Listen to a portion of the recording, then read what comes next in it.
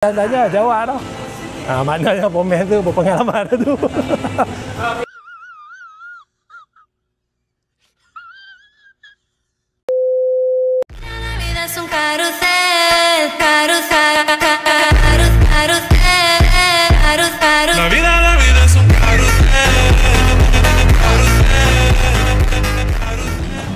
Assalamualaikum dan salam sejahtera kepada semua. So kita ada sebiji hari ni Honda FK8 Honda FL5 Type R. Ini 6-speed manual lah. So dia datang dengan engine 2.0 turbo, masih ada VTEC juga. So kereta ni memang ada masalah turbo berasak. So memandangkan turbo dia dah berasak, kita nak check apa punca dia kan. Barang-barang masih lagi standard lah, kita boleh tengok kat sini. Air intake masih standard, turbo inlet standard.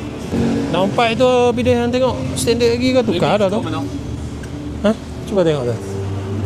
Standard lagi tak nampak kan tukar dah standard. So exhaust pun dah pakai macam titanium, aku tak pasti RSE atau tapi bukan Tomei lah. Exhaust RSE ya. RSE ya. Lemang sebatang. 2-3 lemang dicari. Rupanya lemang ada di sini. Berbio. So, kalau kita tengok daripada gambaran exhaust ni kemungkinan custom lah. Tapi kalau aku silap jangan pula kena kecam. Ini dah lemang sebatang dah ni. Jadi dah 4 dengan front pipe biasanya dah tukar lah. Lagi-lagi kalau dah ada port and bank wajib lah tukar down pipe, front pipe.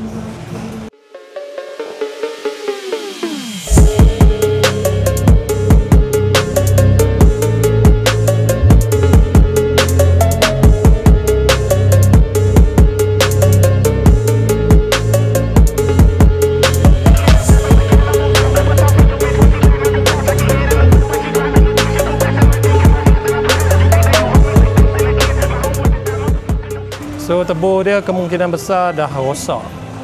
Mungkin turbo dah goyang ataupun seal dah barai. Walaupun kereta standard kan, kadang-kadang nasib tak baik macam tu lah. Kereta baru pun boleh rosak juga turbo. Jadi kita kemungkinan akan tukar pakai RV6 turbo. Dalam planning ya. So kalau masuk dengan RV6 turbo, Honda dah ada. Kena tukar lah intercooler, air intake kan, turbo inlet tukar, turbo inlet pun tukar sekali, barulah boleh belah kan. Maknanya kita nak tukar V6 turbo, aku akan suggest turbo inlet tukar, air intake pun tukar, pakailah PRL race ke ataupun nak pakai yang CF tu pun okey juga. Apa brand tu? Terlupa lah masa nak buat ni, terlupa. Lepas tu intercooler tukar dengan charge pipe tukar. Itu yang terbaik lah. Kalau tak mau tukar lagi fueling system lah, boleh dapat lah 400 lebih horsepower. Kalau kata dia tukar sekalian fueling system, pakai Honda fueling system, so kita garanti boleh dapat 500 horse lebih ke atas lah. Boleh belah sampai 550, 580. Nasib baik tak 600 kan, mana nak tahu. So kita bagi job ni pada pomen kita yang dah berpengalaman 25 tahun lah. Bukan sembarangan orang boleh buka FL5 ni. Kalau tengok ada kopiah kat atas, kita baru nak tanya, dia pandai jawab dah tu. Tak ada tanya jawab dah. Tak ada tanya jawab dah. Maknanya pomen tu berpengalaman tu.